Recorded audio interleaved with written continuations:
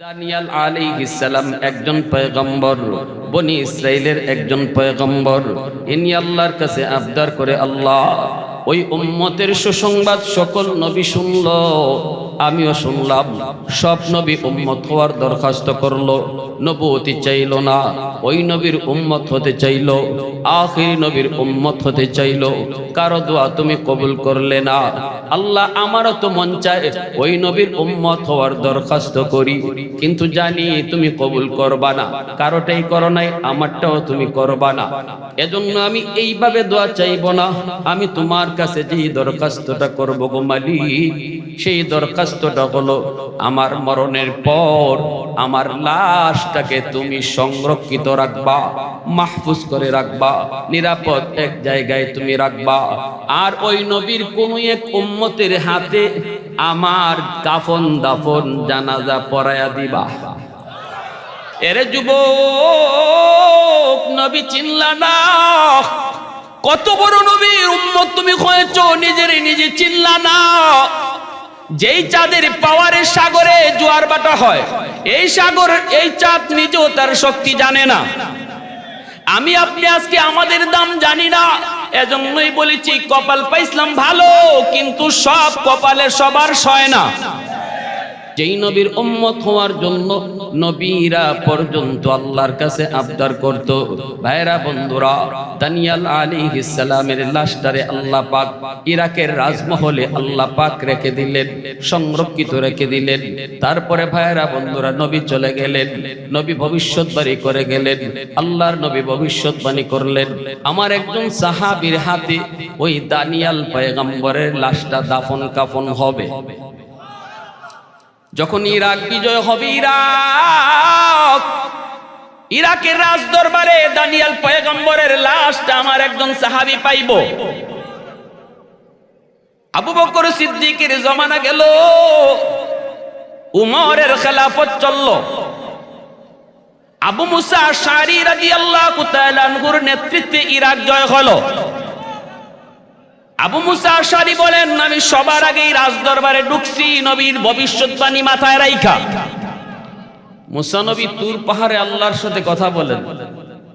মুসা নবীর উপাধি হলো কালিমুল্লাহ। 4000 বার যিনি জমিনে বসে আল্লাহর সাথে কথা কইছেন, ওই নবীর নাম কি? মুসা নবী। তুর পাহাড়ে আল্লাহর সাথে কথা বলতেন। একদিন মুসা নবী আল্লাহরে জিজ্ঞেস করে, আল্লাহ তুকাল্লিমু মাই হাল তুকাল্লিমু আহাদান গায়রি? আল্লাহ, আমার সাথে তুমি যেভাবে কথা কও, ইবাই কি আর কেউ সাথে কথা কইবা? এটা একটু জানার আগ্রহ আছে না, যে আমার সাথে যেভাবে মাতো, ইবাই আর কেউ সাথে মাতবাই না। তাই আল্লাহ পাক রব্বুল আলামিন কই, মুসা তুমি কই আছো আর আমি কই আছি? কৌসাই মুসা নবীকে, আল্লাহ আমি তো তুর পাহাড়ের নিচে, তুমি তো উফরে হইবাই। আল্লাহ পাক কয়, এতটুকুই না, আমার মাঝে আর তোমার মাঝে একটা পর্দা আছে। বাইনি ওয়া বাইনাকা হিজাব। ও মুসা, তোমার মাঝে আর আমার মাঝে একটা পর্দা আছে। আমি পর্দার এই প্রান্তে, তুমি পর্দার ওই প্রান্তে। কথা বলি ঠিক, কিন্তু মাঝখানে কি আছে?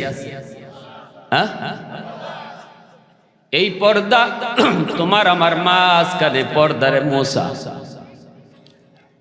কিন্তু শুনো, সায়াতি উম্মাতুন, ভবিষ্যতে এমন একটি উম্মত জমিনে আসবে, যেই উম্মতদের সাথে আমি আল্লাহ কথা বলবো। লাইসা বাইনি ওয়া বাইনাহুম হিজাব। শুধু তোমার মতো তাদের সাথে কথা নয়, বরং তাদের মাঝে আর আমার মাঝখানে কোনো পর্দা থাকবে না।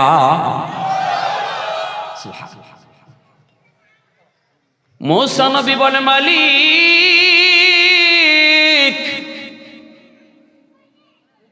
ওই উম্মত কারা?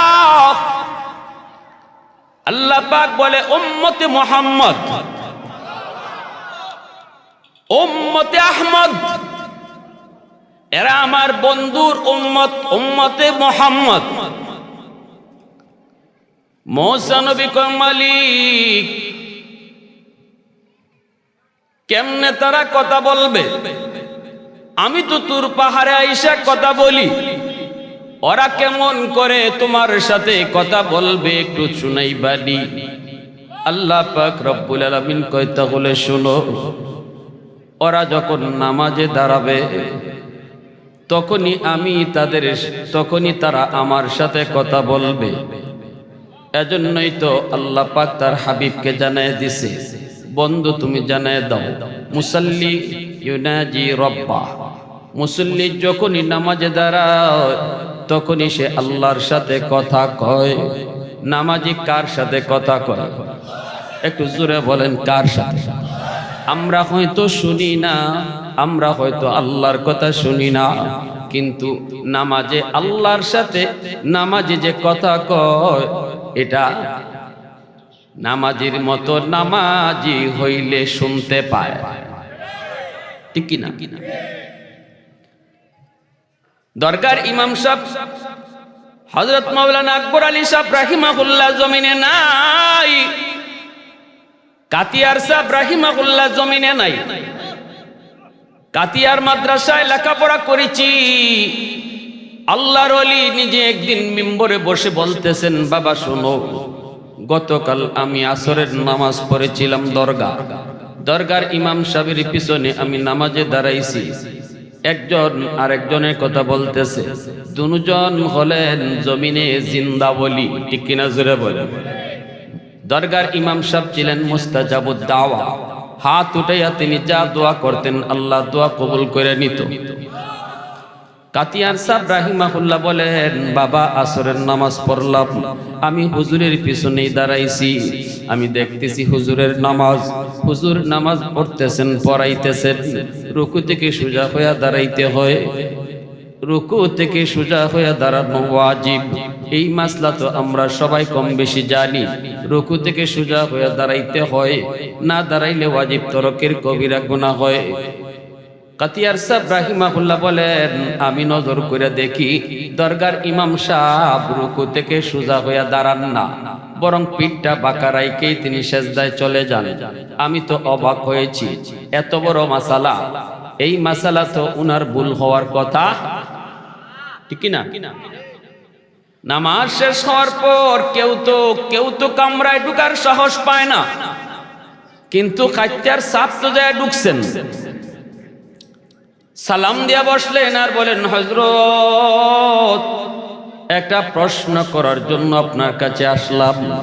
কি প্রশ্ন বলেন? কয় হযরত রুকু থেকে সোজা হয়ে দাঁড়ানো ওয়াজিব, এটা আপনি জানেন তো? অবশ্যই বলে হ, কিন্তু প্রশ্ন হলো এটা খালি মুসল্লির লাগি না ইমাম সাহেবের লাগিও? উনি কয় না, এটা তো ইমাম সাহেবের জন্য, মাসালা তো সবার জন্যই সমান। কাতিয়ার সাহেব কয়, তাহলে আপনি কেন সোজা হইয়া দাঁড়ান না? আপনি কেন বাঁকা থাকতেই সেজদায় চলে গেলেন? আমি তো আপনার পিছনেই দাঁড়ানো ছিলাম। দরগার ইমাম সাহেব তখন শোনা মাত্রই কয়, ইন্না লিল্লাহ ইন্না লিল্লাহ। কোন কি আপনি? আমি এত বড় ভুল করেছি? বলে হ। এত বড় ভুল আপনি প্রতি রাকাতে করছেন, প্রতি রাকাতে আপনি করছেন। তখনই দরগার ইমাম হাত জোর করে বলতেছে, হযরত আমার মনে পড়ে না, আমি ভুলে গেছি, আমি আল্লাহর কাছে মাফ চাই, আল্লাহ তুমি আমারে মাফ করো। কাতিয়ার সাহেব কয়, ভুল তো পরে, আগে কোন কি হয়েছে? কেন আপনি এমন করেন? কেন এমন করেন? দরগার ইমাম সাহেব তখন লাফ দিয়ে উঠে গেলেন, শরীরের মধ্যে ঝাঁকুনি শুরু হয়ে গেল, আর বলতেছেন, হযরত আমি যখন মাথাটা উঠাই রুকু থেকে, সামি আল্লাহু লিমান হামিদা রাব্বানা লাকাল হামদ, এই বলার পর যখন আমি সেজদায় যাব, সেজদার জায়গায় তাকায় দেখি আমার আল্লাহর কুদরতি পা দেখা যায়। আমার চোখে আল্লাহর কুদরতি পা, ওই পা দেখা মাত্রই আমি বেহুশ হয়ে যাই। কতক্ষণ দাঁড়াইছি, কোন জায়গায় আছি আমার হুঁশ থাকে না, পাগলের মতো আল্লাহর কদমে সেজদায় পড়ে যাই। সুবহানাল্লাহ, জোরে কোন। আরো জোরে কোন সুবহানাল্লাহ। প্রশংসা করব কার? সেজদা দিব কারে? গোলামি করব কারে? কার কদমে মাথা ঝুকাইব? ওয়াহদত কে হিফাজত নেহি বেকুওতে বাজু, वहदत की हिफाजत नहीं बेकुवत बाजू, आती नहीं कुछ कमी हक़ खुदा दाद, आती नहीं कुछ कमी हक़ खुदा दाद। ऐ मर्द खुदा तुझको क़ुव्वत नहीं हासिल, जा बैठ किसी गार में अल्लाह को कर याद, जा बैठ किसी गार में अल्लाह को कर याद। ये सच है कि बातिल की तरफदार नहीं हम, गद्दार न समझो गम गद्दार नहीं हम, गद्दार न समझो गम गद्दार नहीं हम। फूलों की तो नरम मिजाज अपना है नाज़ुर, हम तेरे नहीं नेज़ा व तलवार नहीं हम तेरे नहीं नेज़ा व तलवार नहीं हम। मुसलमाনের আওয়াজে বলেন আল্লাহু আকবার। আর একটু জোরে আল্লাহু আকবার। এজন্য বলেছিলাম যুবক, मूसा नबी को मालिक कौन से उम्मत? कोई उम्मत अहमद, उम्मत मोहम्मद। केमने कथा कइब? कोई नामाजे दाঁড়াইলেই আমার সাথে কথা কইব, আর এমন ভাবে কথা কই আমি নামাজের সাথে, আমার আর নামাজের মাঝখানে কোনো পর্দা থাকে না। আল্লাহু আকবার জোরে বল। এ মুসা, তোমার আমার মাঝখানে পর্দা, কিন্তু আমার বন্ধুর উম্মত যখন নামাজে দাঁড়ায় তার মাঝে আমার মাঝে পর্দা থাকে না। এজন্য নামাজে দাঁড়াই আল্লাহর কাছে নামাজি যা চায় আল্লাহ তা কবুল করে নেয়। বিশেষ করে সেজদায় গেলে পরে আল্লাহর সবচেয়ে বেশি কাছে চলে যায়। সেজদায় গিয়ে আল্লাহর কাছে যা চায় তাই পায়। এ যুবক, मूसा नबी कहे मालिक बुझलाम नामाजी तुम्हार साथे कथा कय, किन्तु तुमी केमने कइबा? तुमी केमने कथा कइबा? अल्लाह कय যখন এরা কোরআন তেলাওয়াত করব তখন আমি কোরআন তেলাওয়াতকারীর সাথে আমি কথা কই। আল্লাহু আকবার। নামাজি নামাজে দাঁড়াইয়া আল্লাহর সাথে কথা কয়, আর যে কোরআন তেলাওয়াত করে তার সাথে আল্লাহ নিজে কথা কয়। আল্লাহু আকবার। কিন্তু বড় কষ্ট, বড় দুঃখ, যেই মালিকের কাছ থেকে তোমার সব কিছু পাইতে হয়, নিতে হয়, চাইতে হয়, ওই মালিকের কাছে চাওয়ার জায়গা হলো নামাজ। এই নামাজের ভিতরে যুবক তোমার মন নাই। দুনিয়ার সফলতা চাও, ব্যবসায় সফলতা চাও, চাকরি বাকরিতে প্রমোশন চাও, শান্তির জিন্দেগি চাও, ইজ্জত ওয়ালা জিন্দেগি চাও। বলুন তো শান্তি দেওয়ার মালিক কে? ধন দৌলত দেওয়ার মালিক কে? ইজ্জত সম্মান দেওয়ার মালিক কে? নাকি দয়াল বাবা, কিবলা বাবা, খাজা বাবা, জটা শাহ, ল্যাংটা শাহ? ধন দৌলত সম্পদ ইজ্জত সন্তান দেওয়ার মালিক কে?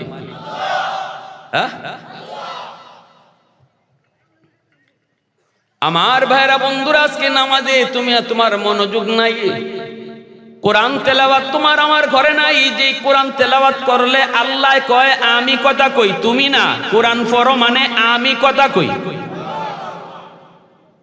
মুসা নবী কয় মালিক নবুয়তি চাই না, বনি ইসরাইলের এত বড় নবী আমি চাই না, আমারে ওই নবীর উম্মত তুমি বানায় দাও। আল্লাহ পাক কয় হবে না মুসা, এরা আরো পরে আসবে, তুমি আগে আইছো। সুবহানাল্লাহ জোরে বল। ওই তো না, তুমি আগে আইছো, এরা আরো পরে আইব। সব নবীরা এরকম আবদার করেছে, আল্লাহ কারো আবদার কবুল করে নাই। কিন্তু একজন পয়গম্বর তার নাম হলো দানিয়াল আলাইহিস সালাম। আল বিদায়া ওয়ান নিহায়া কিতাবের ভিতরে লিখেন, দানিয়াল আলাইহিস সালাম একজন পয়গম্বর, বনি ইসরাইলের একজন পয়গম্বর। ইনি আল্লাহর কাছে আবদার করে, আল্লাহ ওই উম্মতের সুসংবাদ সকল নবী শুনল, আমিও শুনলাম।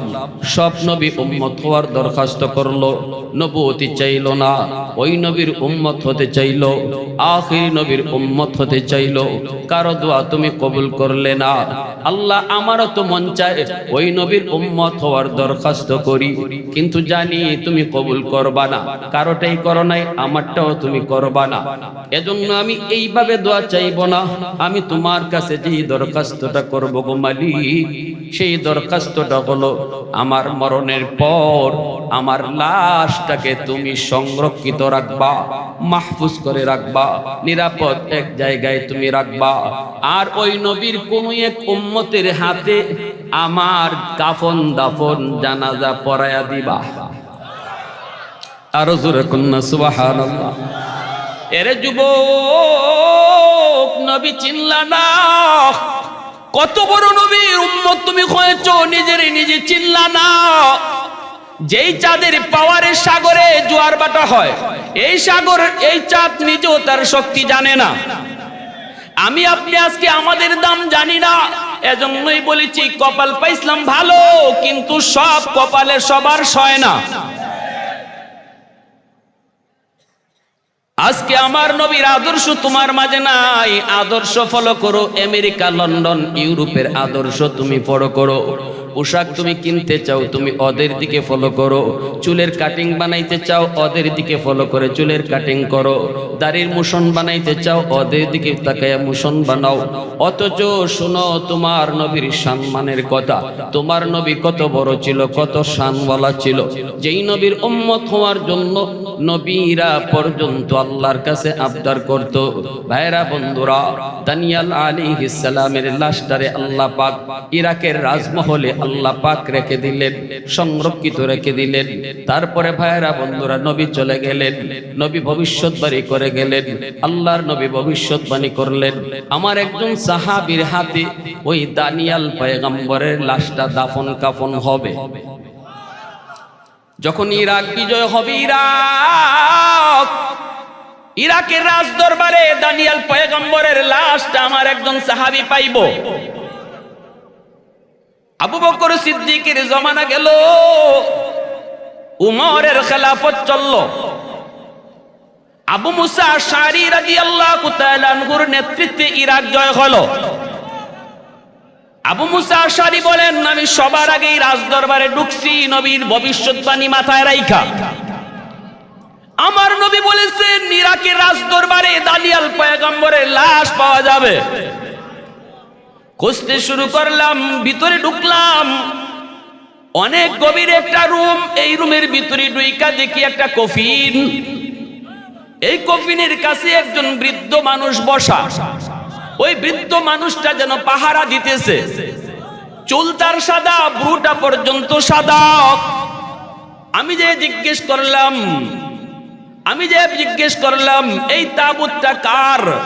লিমানিত তাবুত, এই কফিন কার? ওই বুড়া মানুষটা কই, ইনি আল্লাহর পয়গম্বর দানিয়াল। আল্লাহু আকবার, জোরে কও, আরো জোরে কও, আল্লাহু আকবার।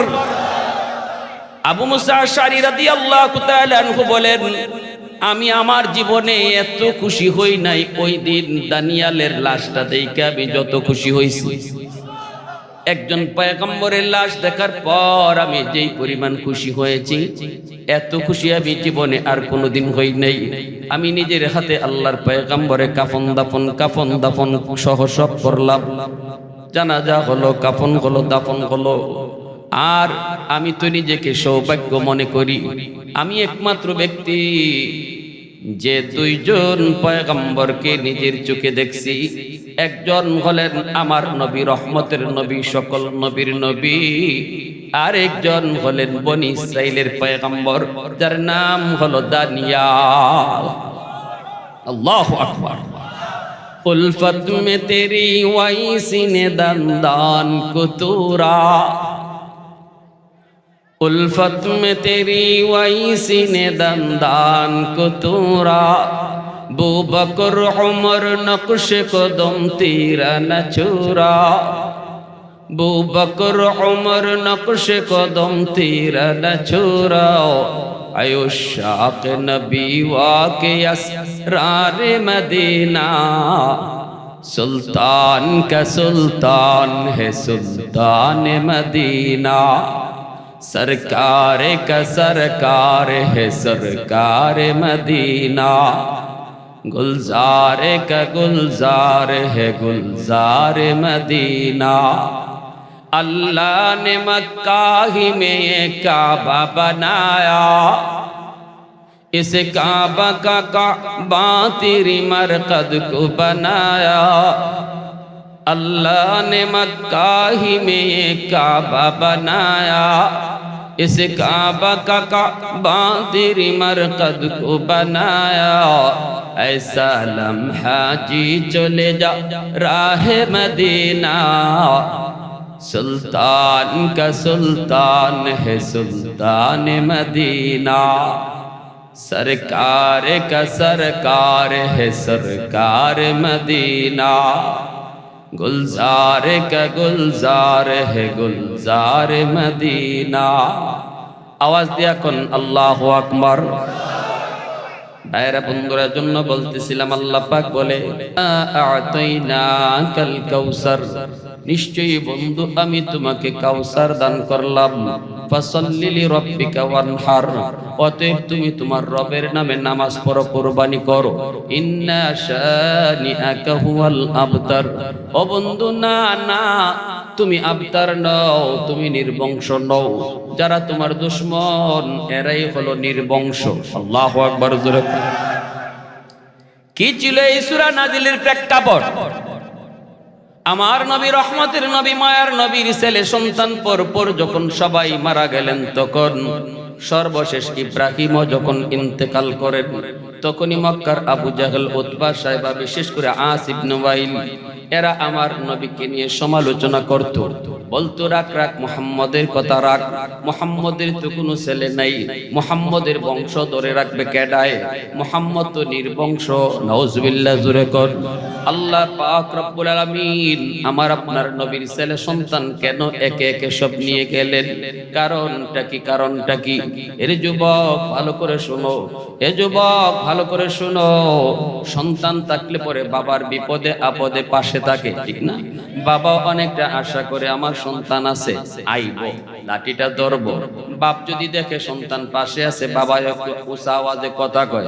আল্লাহ পাক রব্বুল আলামিন বুঝাইতে চাই বন্ধু তোমার জীবনে যত বিপদ আসবে রে উহুদ আসবে বদর আসবে যত বিপদ সব বিপদে কেউ পাশে না থাকলেও আমি আল্লাহ তোমার সাথে সব সময় থাকবো না না কেউ রাখবে না কেউ লাগবে না সন্তানের চিন্তা মাথায় রাখো না এ বন্ধু না তায়েফের জমিনে কে তোমারে বাঁচাবে আমি আল্লাহর সাথে থাকবো আল্লাহু আকবার উহুদের জমিনে আমি আল্লাহ তোমার সাথে থাকবো ভাইরা বন্ধুরা আল্লাহ পাক রব্বুল আলামিন নবীর পরে ছেলে নবী হয় আমার নবী রহমতের নবী শেষ নবী নবীর পরে আর কোন নবী আসবে আমরা অতীতে দেখেছি অনেক নবী নিজে নবী ছেলেও নবী ইব্রাহিম নবী নিজে নবী ছেলেও নবী ওনার ছেলে নবী ওনার ছেলেও নবী এইভাবে অনেক নবী নিজেও নবী ছেলেও নবী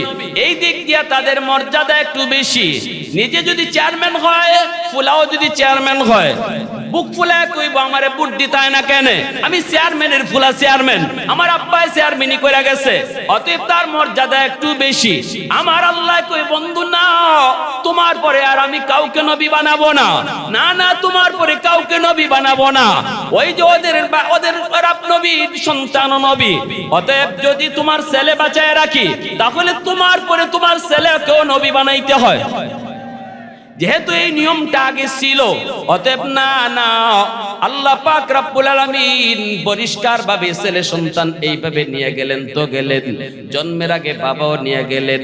প্রশ্ন হয় বাবাও কেন নিয়ে গেলেন?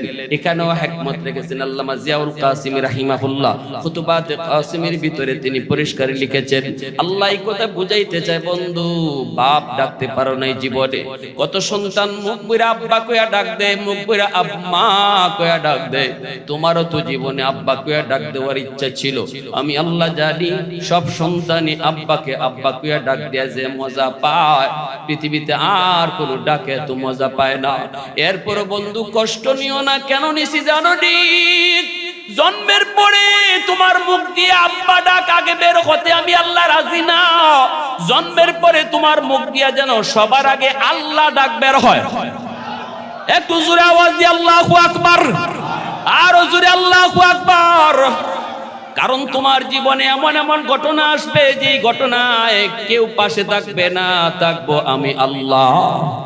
কেউ থাকবে না, আমি আল্লাহ থাকবো, আমি আল্লাহ।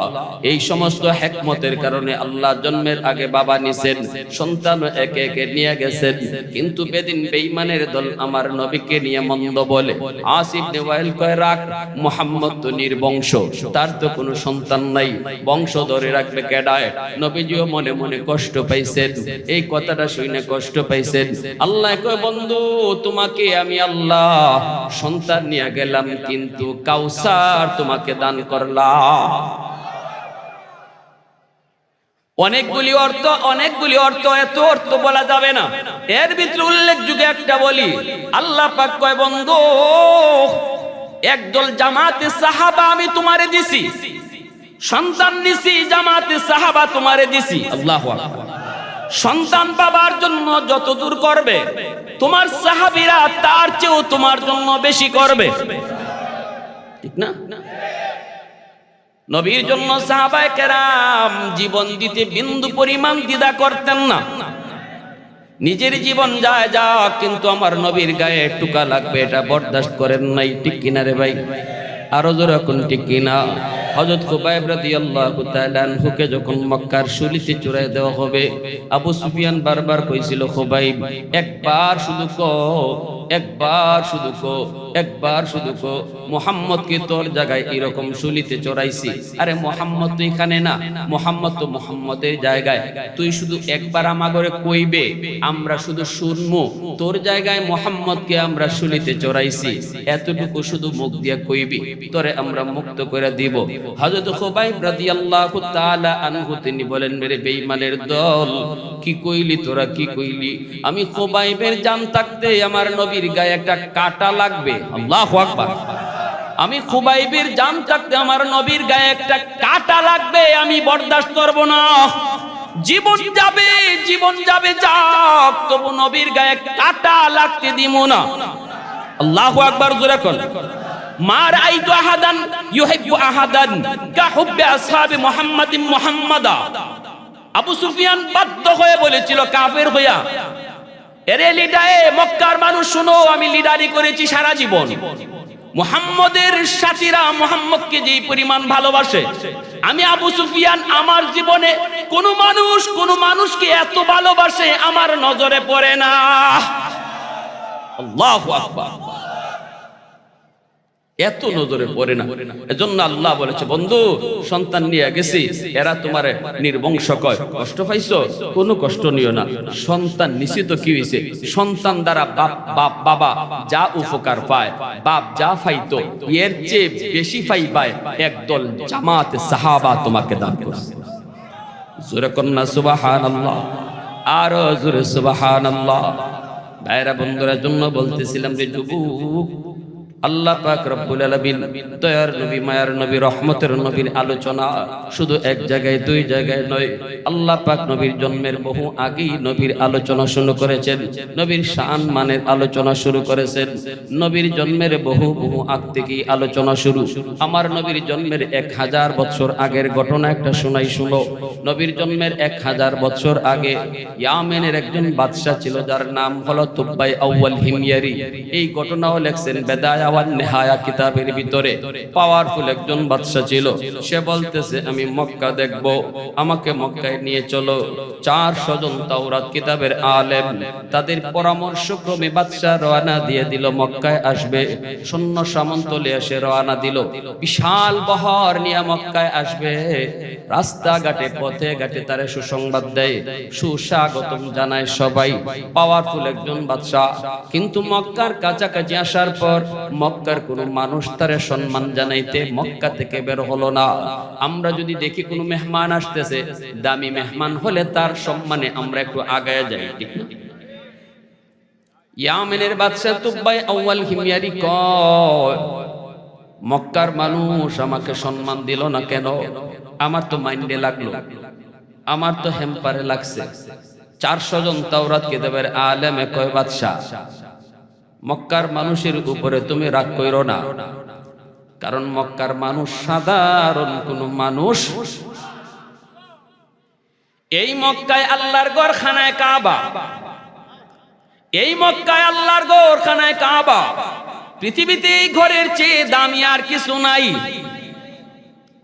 মক্কার মানুষ আল্লাহর ঘরকে পিছনে দিয়া কারো সম্মানে দেশ থেকে বের হয় না। তুমি যত বড় সম্মানী হও, আল্লাহর ঘর থেকে তো তোমার দাম বেশি না। তোমার সম্মানে যদি গ্রাম থেকে বাইরেতে হয়, তাহলে আল্লাহর ঘর পিছে পড়ে, ঠিক কি না? ইয়ামেনের বাদশা তুবাই আউয়াল হিময়ারে কয়, তাহলে এই ঘর আমি ভাঙ্গালাইমু। নাউজুবিল্লাহ জোরে কোন। কই এই ঘর আমি ভেঙ্গে ফেলবো, যেই ঘরে আমার সম্মানে বাধা দিল। আলেমরা কয়, পাগলামি কইরো না, সব জায়গায় আঙ্গুল দেওয়ান যায়। হ্যাঁ, বাদশা কয় এত বুঝ আমার দিও না, এই ঘরে আমি ভেঙ্গে ফেলবো। আলেমদের কথা মানলো না, আলেমদের কথা শুনলো না। আল্লাহর ঘরে যে হাত দিয়ে দিল, হাত লাগাইতে দেরি, সাথে সাথে আল্লাহর গজব আসতে দেরি হলো না।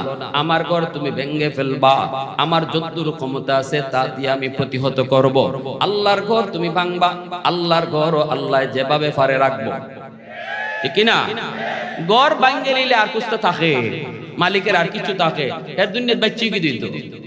আমার গরু যদি ভাঙ্গে লাইতে আমি আর বাচ্চা কি করবো? আল্লাহ পাকেরও দরবার ক্ষমতা আসেনি না নাই? মুহূর্তের ভিতরে তপাস দিয়ে পিছনে পড়ে গেল, নাক মুখ পায়খানা রাস্তা, প্রস্রাবের রাস্তা দিয়া ফিনকি দিয়া রক্ত বাইরিতে লাগলো। নাউজুবিল্লাহ। উলামায়ে কেরাম কয়, কইছিলাম নি, ঠিক না? আলেমদের কথার সময়ে কেউ বুঝে না, পরে বুঝে, ঠিক কিনা? উলামায়ে কেরাম কাউকে খারাপ বুদ্ধি দেয় না।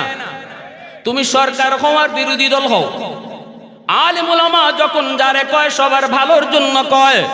উলামায়ে কেরাম হাদিস পড়ানোর ভিতরে যে মজা পায়, এই মজা এমপি গিরির ভিতরে নাই, চেয়ারম্যানের ভিতরে নাই, মেম্বারের ভিতরে নাই। আমার নবীর হাদিসের মসনদ হলো দুনিয়ার সবচেয়ে বড় মসনদ। এই যুবক, আওয়াজ দিয়ে খাও না। পৃথিবীতে এত মজার কোন মসনদে নাই রে যুবক। আমার নবীর হাদিসের মসনদ, পৃথিবীতে এর চেয়ে বড় কোন মসনদ নাই। এই মসনদ তৈয়া হুজুররা তোমাকে মসনদ আইতো চায় না, ইমারা গুড়া আড্ডি তোমরাই খাও, কিন্তু যা কয় এটা তোমারে বাঁচবার লাগি কয়। ভাইরা বন্ধুরা, জন্য বলতেছিলাম, বারবার নিষেধ করার পরও যখন মানলো না, রক্ত বের হওয়া শুরু হয়ে গেল। আর বলতেছে, উস্তাদ জিরা, আর জীবনে এমন ভুল করব না, আর জীবনে তোমাদের পরামর্শ ছাড়া চলবো না, আমারে তাড়াতাড়ি করে বাঁচাও। আমি তো বুঝতে পারি নাই এই ঘর এত দামি, এই ঘর এত দামি, আমি তো বুঝতে পারি নাই। সাথে সাথে উলামায়ে কেরাম তার মাটি থেকে তুইলা কয়, আল্লাহর ঘরে আবার হাত দাও তওবার নিয়তে। তওবার নিয়তে আল্লাহর ঘরে হাত দেওয়া মাত্রই আল্লাহ পাক তার তওবা কবুল করে নিছে, রক্ত পড়া বন্ধ হয়ে গেছে। এইবার তুবাই আউয়াল হিময়ারি কয়, আমি এই ঘর আল্লাহর ঘরখানায় কাবায় যে ভুল করেছি, যে বেয়াদবি তার সাথে করেছি, এর প্রায়শ্চিত্ত করতে চাই, কিছু খেদমত করতে চাই। কেমনে তুমি খেদমত করবা? কয়, আল্লাহর ঘরখানায় কাবার গিলাফ আমি লাগায় দিব। সর্বপ্রথম ইয়ামেনের বাদশা নবীর জন্মের 1000 বছর আগে ওই তুবাই আউয়াল হিময়ারি আল্লাহর ঘরখানায় কাবার সর্বপ্রথম গিলাফ লাগাইল। এরপরে কয় আমি মদিনা দেখবো। আল্লাহু আকবার জোরে কোন।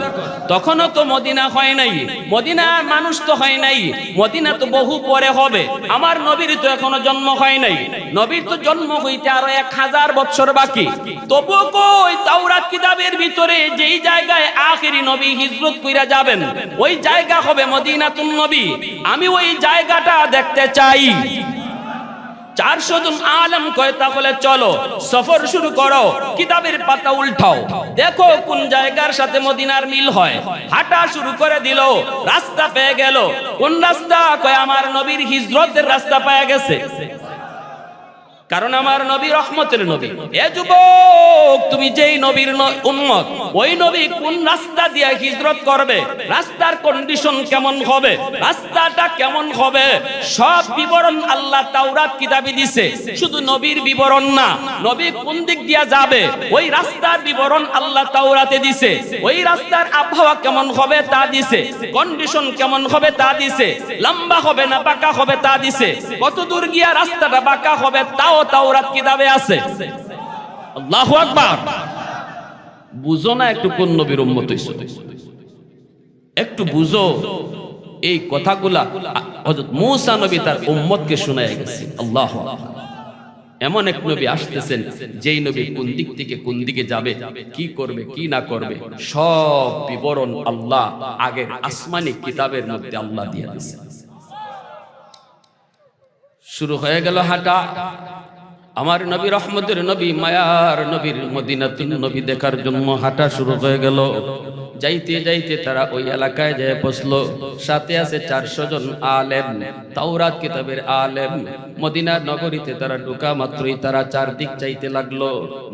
মানুষ নাই, ঘর নাই, বাড়ি নাই, কিন্তু চতুর্দিকে পাহাড়, শুধু ঢুকবার একটাই রাস্তা, সেই জায়গা হলো মদিনা। আল্লাহু আকবার। ওই জায়গায় যাওয়া মাত্রই চতুর্দিকের কন্ডিশন তারা দেখতে লাগলো। দেখতেছে দেখতেছে আর পাহাড়ের কন্ডিশন, কিতাবের পাতা উল্টায় আর মিলায়, কিতাবের পাতা উল্টায় মিলায়। একে একে তারা সিদ্ধান্ত নেয় আবহাওয়াটা কেমন একটু দেখো। সাথে সাথে সিদ্ধান্ত নিল আবহাওয়াও 100-100 মিলে গেছে, কন্ডিশনও 100-100 মিলে গেছে। সব কিছু মিলায় তারা সিদ্ধান্ত দিয়ে দেয় বাদশা ঝাপনা, এই জায়গায় হবে মদিনাতুন নবী, এটাই হবে নবীর শহর। এই শহরেই নবী হিজরত করে মক্কা থেকে আসবেন এবং এই মদিনাতেই তিনি চিরনিদ্রায় রওজায়ে আতহারে শুয়ে থাকবে। উলামায়ে কেরাম কয় বাদশা ঝাপনা, আমার নবীর রওজা যেই শহরে হবে ওই শহর আমরা পেয়ে গেছি। আমরা উলামায়ে কেরাম সিদ্ধান্ত নিয়েছি এই শহর ছেড়ে আমরা যাবো না, আর আমরা ইয়ামেনে যাবো না, এই শহরেই থেকে যাব।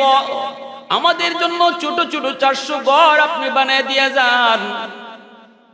আমাদের মন বলে যেই নবীর উসিলায় আল্লাহ কায়নাত বানাইলো গো, যেই নবী এই মদিনায় শুয়ে থাকবেন, এই মদিনাতে আমাদেরও যেন কবর হয়। আমাদের কবরের পাশ দিয়া রহমতের নবী হাঁটবে, নবীর পায়ের ধুলাবালিগুলি আমাদের কবরে পড়বে। ধন্য আমরা, ধন্য আমাদের বাড়িটা এখানেই বানায় দিয়া যান। বাদশাহ 400 জন আলেমকে ঘর বানায় দিল। বাদশাহ মনের মাধুরী দিয়ে একটা ঘর বানাইতেছে, অনেক সুন্দর করে একটা ঘর বানাইতেছে। উলামায়ে কেরাম জিজ্ঞেস করে বাদশাহ এই ঘরটা কার জন্য? বাদশার চোখ দিয়া পানি ঝরে কই আমি তো থাকতে পারলাম না, তোমরা তো থেকে গেলা। আমারও তো মন চায় আমার রহমতের নবীর রওজার পাশে আমারও কবর হোক। ইয়ামেনের বাদশাহী আমার মন চায় না, বাদশাহী আমার মন চায় না, রহমতের নবীর পাশে কবর হোক। ধন্য, কিন্তু পারবো না, জনগণের দায় দায়িত্ব চলে যেতে হইতেছে। কিন্তু আমার নবী মক্কা থেকে মদিনায় যেদিন হিজরত করে আসবেন গো, ওই দিন তো তাওরাত কিতাবে পেয়েছি নবীর কোনো ঘর থাকবে না। কার বাড়িতে নবী উঠবো? সবাই তো নিতে চাইবো। না না, আমার মন চায় আমি নবীর জন্য একটা ঘর এখানে বানায়া যাব। এটা হবে আমার নবীর ঘর, এটা হবে রহমতের নবীর ঘর, শেষ নবীর ঘর, এটা হবে শ্রেষ্ঠ নবীর ঘর। जो नबियों का नबी हो, जो रसूलों का रसूल हो, যিনি হবেন সকল নবীদের নবী, যিনি হবেন সকল রাসূলদের রাসূল। এই ঘরটা এত সুন্দর মনের মাধুরী দিয়া বাদশা বানায়, দামি দামি পাথর দিয়েও বাদশা ঘরটা বানায় দিল। এরপরে বাদশা ঘরটার মধ্যে তালা লাগাই দিল, চাবিটা আমির সাহেবের হাতে দিয়ে দিল, হাতে একটি চিঠিও দিয়ে দিল, আর বলল আমির সাহেব চিঠিটা আমানত হিসাবে দিলাম, এই চিঠিটা তুমি মৃত্যুর আগে তোমার সন্তানের কাছে দিয়ে যাবা। চিঠি আর চাবি, এই চাবিটা পরম্পরায় পরম্পরায় তোমার বংশের শেষ মানুষটা যেদিন নবী মক্কা থেকে মদিনা হিজরত করে আসবেন, সেদিন যেন নবীর হাতে এই আমানত পৌঁছায় দেয়। अल्लाह अल्लाह। तकबीर में कलमा में नमाजों में यज़ा में, तकबीर में कलमा में नमाजों में यज़ा में, है नाम इलाही से मिला नाम मोहम्मद, है नाम इलाही से मिला नाम मोहम्मद। महबूब ने कहा सल्ले अला नाम मोहम्मद, आका की जिया दिल की जिला नाम मोहम्मद, आका की जिया दिल की जिला नाम मोहम्मद। मोहब्बतेर आवाज़े कहो अल्लाहु अकबर, आरो जुरे अल्लाहु अकबर। ভাইরা বন্ধুরা, জন্ম শুনে যুবক এই কথা বললাম, আমি সাহেবের কাছে চিঠি আর চাবি আমানত দিয়া ইয়ামেনের বাদশা তুব্বাই আউয়াল হিময়ারি, অনেক পাওয়ারফুল একজন বাদশা, সাথে ছিল আরো হাজারো হাজারো সৈন্য সামন্ত, তাদেরকে নিয়ে সে ইয়ামেন চলে আসলো। ভাইরা বন্ধুরা, এই দিকে দিন যায় রাত যায়, 400 জন আলেম মদিনাতেই তাদের কবর হয়। আমার নবী রহমতের নবী 1000 বছর পরে দুনিয়াতে আগমন করলেন। নবীজি মক্কায় জন্ম নিলেন, নবীজি মক্কায় জন্ম নিলেন। 40 বছর পর্যন্ত আল্লাহ তার হাবিবকে মক্কার মানুষের মাঝে রাখলেন, যেন প্রতিটা মানুষ আমার নবীকে চিনে জানে কেমন মানুষ তিনি। আল্লাহু আকবার জোরে বলেন। নবুয়তি 40 বছরে পাইছেন, কিন্তু 40 বছর নবী তাদের সাথেই চলছেন। লাকাদ মান্নাল্লাহু আলাল মুমিনিন ইয বাসা ফীহিম রাসূলা। আল্লাহু আকবার। লাকাদ মান্নাল্লাহু আলাল মুমিনিন ইয বাসা ফীহিম রাসূলা। আল্লাহ কয়, ও দুনিয়ার মানুষ শোনো, আমি তোমাদের কাছে যত নিয়ামত দিয়েছি, সমস্ত নিয়ামতের মধ্যে সবচেয়ে বড় নিয়ামত হলো আমি তোমাদের মাঝে, তোমাদের থেকেই আমার বন্ধুকে পাঠাইছি। আল্লাহু আকবার। তোমাদের মাঝেই তোমার আমার বন্ধুকে পাঠাইছি, তোমাদের মধ্য থেকেই পাঠাইছি। ফেরেশতা হিসেবে নবী বানাইছি না, তোমাদের মধ্য থেকেই একজন মানুষকে নবী বানাইছি। কেন বানাইছি? কারণ তোমাদের জীবনের যত যা কিছু আছে, তার জীবনও তত তা কিছু আছে। তোমাদের জীবনে বিয়ে শাদী আছে, নবীও তোমাদের মতোই বিয়ে শাদী করবে। তোমাদের জীবনে ব্যবসা বাণিজ্য আছে, নবীও তোমাদের সামনে ব্যবসা বাণিজ্য করবে। অতএব সব কিছু আমি তোমাদের মতো সেও করবে, এজন্য তোমাদের মাঝে পাঠাইছি তোমাদের থেকে, যেন তোমরাও ব্যবসা বাণিজ্য তার মতো করো। আল্লাহু আকবার। বিয়া শাদী করতে যাইবা, সেখানেও যেন আমার নবীর নিয়ম পাও। ফেরেশতা যদি পাঠাইতাম, বেটা তো বিয়া করতই না, তুমি বিয়া করার সময় কাটটা ফলো করতা, ঠিক কি না? ফেরেশতা যদি নবী বানাইতাম, ফেরেশতায় তো খায় না, তুমি খাওয়ানোর সময় কার নমুনা অনুসরণ করতা? কি ভাই, চাকরি করবা তুমি, তুমি যদি নবী যদি ফেরেশতা পাঠাইতাম, মানুষের ভিতর থেকে নবী যদি না পাঠাইতাম, চাকরি করতে গেলে ফেরেশতায় তো চাকরি লাগে না, তুমি চাকরির নমুনা কার থেকে নিতা? তুমি একজন বাবা, আদর্শ বাবা হতে চাও, বাবা হওয়া সহজ, আদর্শ বাবা হওয়া কঠিন। মা হওয়া সহজ, আদর্শ মা হওয়া কঠিন। তুমি যদি আদর্শ বাবা হতে চাও, কাকে ফলো করবা? আমার বন্ধুকে ফলো করো। আমার বন্ধু হলো ফাতেমার বাবা। দেখো বাবা হিসাবে কি আদর্শ রাখছে, ঠিক কিনা? তুমি যদি একজন স্বামী হও, স্বামী হিসাবে বউর সাথে কেমনে চলবা? ফেরেশতা যদি পাঠাইতাম, ইনি তো বিয়া করতোই না, ফাইদায় কর্তিকা। স্বামী হিসাবে আদর্শ খুঁজো, দেখবা আমার বন্ধু 9 জন বিবি রাখছে। দেখো আয়েশার সাথে নবী কেমন ব্যবহার করে, তুমিও তোমার বউয়ের সাথে এমন ব্যবহার করো। আল্লাহু আকবার জোরে। এজন্যই আল্লাহ কইছে, লাকাদ মান্নাল্লাহু আলাল মুমিনিন ইয বাসা ফীহিম রাসূলা। এরে যুবক, এজন্য দিলটা নরম করে কথাগুলি একটু বোঝার চেষ্টা করো। কিয়ামতের ময়দানে ওই নবীর সামনে কেমনে মুখ দেখাইবা, কেমন করে ওই নবীর সামনে মুখ দেখাইবা রে যুবক? তোমার আচরণ, তোমার চলা, তোমার ফেরা। এ যুবক, আমার নবী রহমতের নবী মক্কা থেকে মদিনায় হিজরত করলেন। কুবা এলাকায় নবী অবস্থান করলেন। মদিনায় এখনো ঢুকবেন না, কুবা। মদিনার পাশে একটা এলাকার নাম হলো কুবা। ওই কুবা এলাকায় নবীর নানার বাড়ি, ওই জায়গায় নবী অবস্থান করলেন। প্রথম একটা মসজিদ বানাইলেন, মসজিদের নাম মসজিদে কুবা। আর নবী ঘোষণা দিলেন, এই মসজিদে কেউ যদি 2 রাকাত নামাজ পড়ে, আল্লাহ তারে কবুল উমরার সওয়াব দান করবে। এজন্য হাজী সাহেবরা কুবা মসজিদে 2 রাকাত নামাজ পড়ে, ঠিক না? আমার নবী মসজিদে কুবায়, নবী কুবা এলাকায় মদিনার মানুষ নবীকে সুস্বাগতম জানানোর জন্য রওনা দিয়ে দিল। সবাই দলে দলে যাইতেছে, নবীকে সুস্বাগতম জানায়া মদিনায় ঢুকাবে, নবীকে সুস্বাগতম জানায় মদিনায় ঢুকাবে। অনেকে অনেক কিছু মনে নিয়ে যাইতেছে। আমার নবী মদিনায় ঢুকবেন, কই থাকবেন, কার বাড়িতে থাকবেন? একজনে মনে মনে কয়, আমার তো আছে 5টা বাড়ি, আমি নবীরে দিয়ে দিব 4টা বাড়ি, আমি থাকবো 1টা বাড়ি। আরেকজনে কয়, আমার আছে 2টা, আমি 1টা দিয়ে দিমু, তবু নবীরে আমার বাড়িতে থাকতে দিমু। আরেকজনে কয়, আমার 2টা ঘর আছে, 1টা ঘর নবীরে দিয়ে দিমু। এইভাবে প্রত্যেকেই মনের ভিতরে নবীকে ঘর দিবে, বাড়ি দিবে। এই রকম কল্পনা জল্পনা নিয়ে, মনের ভিতরে আগ্রহ নিয়ে কুবার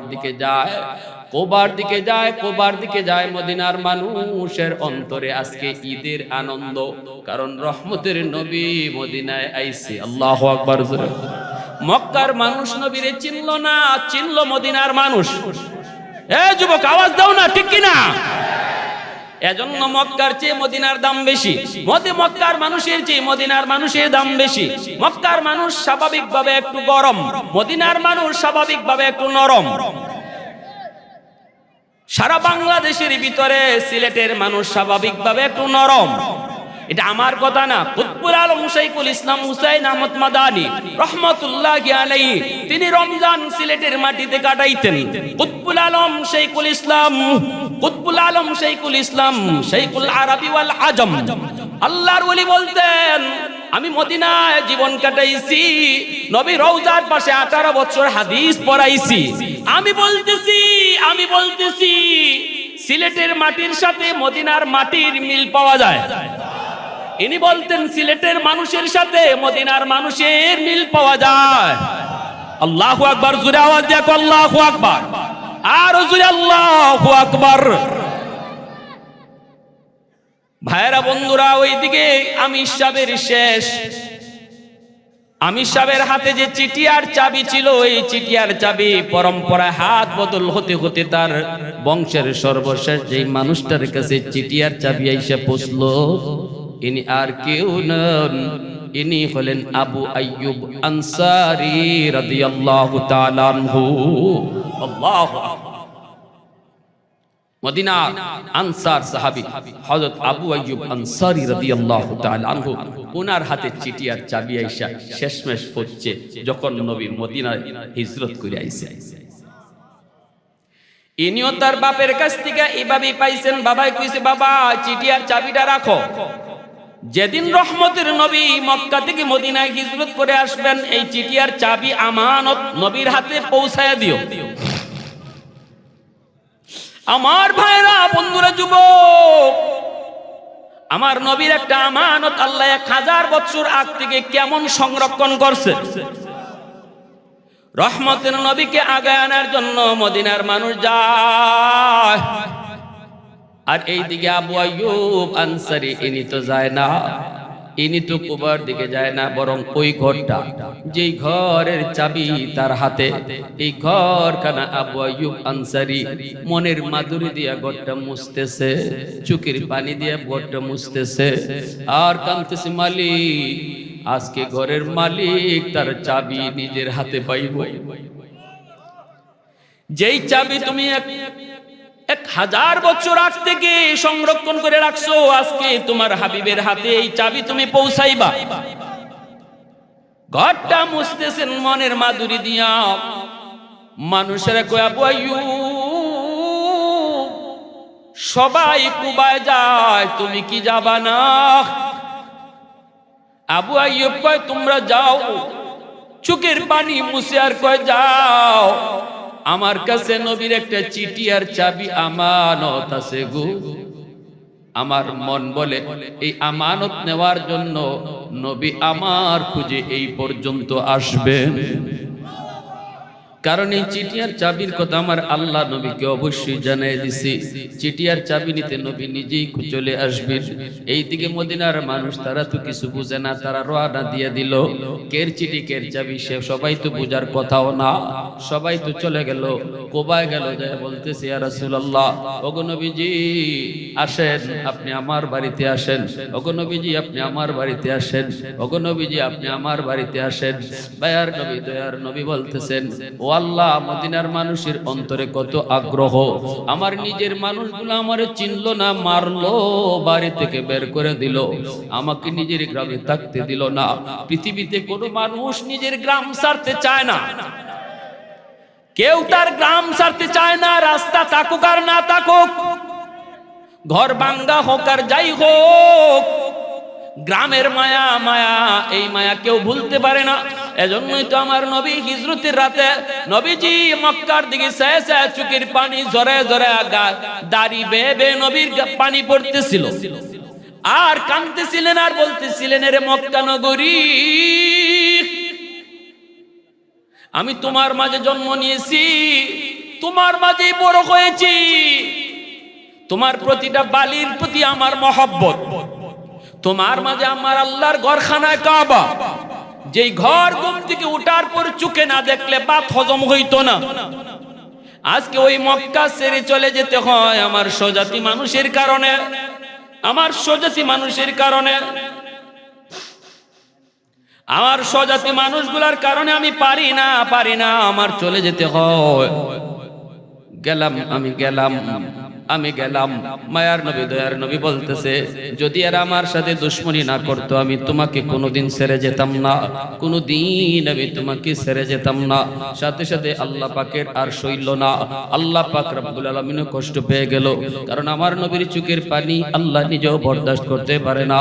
আল্লাহ কয়, বন্ধু কষ্ট নিও না, যাও যাও, আমি আল্লাহ ওয়াদা দিলাম অল্প দিনের ভিতরে আবার তোমারে মক্কায় ফেরত পাঠায় দিব। আল্লাহু আকবার, জোরে বলে।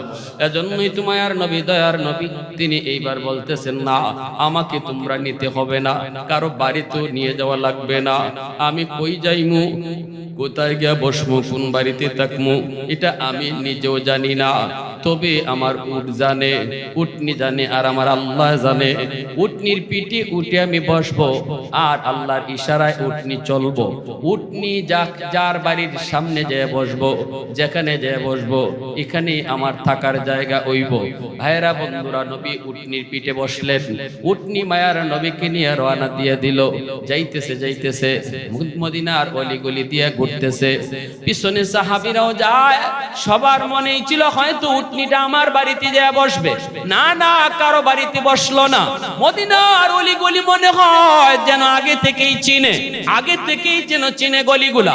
এইভাবে যাইতে যাইতে যাইতে যাইতে যাইতে যাইতে সেই আবু আইয়ুব আনসারী যার হাতে এই চিঠি আর চাবি, ওই আবু আইয়ুব আনসারীর বাড়ির সামনে যে উটনি মায়ার নবীকে নিয়ে বসে গেল। আল্লাহ নবী নাইমেই বলতেছেন মুস্কি হাসি দিয়া, ও আবু আইয়ুব, কোথায় আমার আমানত? আরো আস্তে কোন সুবহানাল্লাহ, আরো জোরে কোন সুবহানাল্লাহ। নবীজি চিঠি নিলেন, চাবি নিলেন, নিয়া নবীজি কইলা দেখেন তুব্বাই আউয়াল হিময়ারি ইয়ামেনের বাদশা লিখছে, নবী গো, ওগো নবীজি, আপনার জন্মের 1000 বছর আগে আমি মদিনা আয়া গেছি। আল্লাহু আকবার। ওগো নবী, জানি আপনি মদিনায় আসবেন, সেদিন আপনার কোনো ঘর থাকবে না, বাড়ি থাকবে না। আমি আপনার জন্য একটা ঘর বানিয়ে দিলাম, ছোট্ট একটা হাদিয়া গো নবী, আমার এই হাদিয়াটা আপনি কবুল কইরেন। আর নবী গো, আমি আপনার উপরে সর্বপ্রথম ঈমান আনয়নকারী। যদি আমি ইয়ামেনের বাদশা না হতাম, আমার কবরটাও আপনার মদিনায় হতো। আল্লাহু আকবার, সুবহানাল্লাহ। এজন্য বলছিলাম ভাইয়ের আমার, নবীজির সম্মানে আলোচনা কি শুনবেন আপনি? শেষ হইব, রাত শেষ হইব, সারা রাত তো শেষ হইত। আল্লাহ আল্লাহ আমাদেরকে বুঝদান করো। এজন্য আল্লাহ বলে, বন্ধু, ওই দুশমনরা তোমারে কয় তুমি নির্বংশ। আরে আবু জেহেল নির্বংশ, উতবা সাহেবা নির্বংশ। তোমার মান শান আমি কিয়ামত পর্যন্ত জারি রাখবো। তোমার আওয়াজ, তোমার নাম থাকবে, আবু জাহেলের নাম থাকবে না। আমার নবীর নাম গেছে না এখনো আছে? আর আবু জাহেলের নাম আছে না গেছে? আবু জাহেল কোন বেটায় তার ফুলার নাম রাখছে, নিয়ে আইছে। ইন্দুর ফুলার নাম আবু জাহেল পাইছি কিতাব। আচ্ছা, ইন্দুরা রাখলে অসুবিধা কিতা আছে? এরা তো আর মুসলমান না। খ্রিস্টানের ফুলার নাম আবু জাহেল পাইছি। এমন নিকৃষ্ট হইছে আল্লাহর কাছে, এমন ফসা হচ্ছে। তুই কইছিলি আমার নবী নির্বংশ, আজকে তুই কি জাত নির্বংশ? দেখ, মুসলমানের ফুলার নাম তো রাখেই না, তোর জাতের তাইও রাখে না, ঠিক কি না? আর আমার নবীর নাম চিরকাল থাকবে, আছে। আল্লাহ আমাদের সবাইকে বোঝার তৌফিক দান করুন। নবীর আদর্শ মতো চলা, নবীর মহব্বত শুধু অন্তর দিয়া না, নবীর মহব্বত কাজে প্রমাণ। নবী যা করছেন আমরা তা করব, নবী যা বিরত থেকে বিরত থাকছেন তা থেকে বিরত থাকবো।